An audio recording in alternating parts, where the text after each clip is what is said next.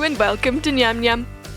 Let's make these super cute Easter Cakesicles. A bunny and a carrot. Start with some carrot cake crumble and cream cheese. Mix them all together. Brilliant.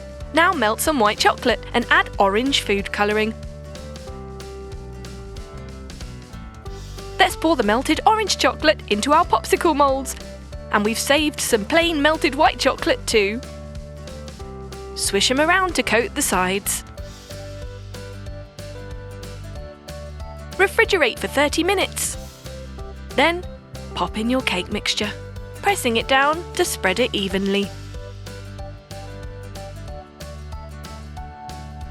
Add your popsicle sticks.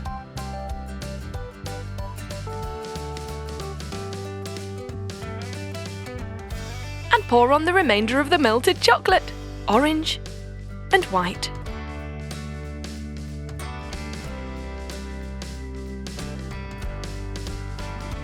You can use a knife to spread it out all the way to the edges.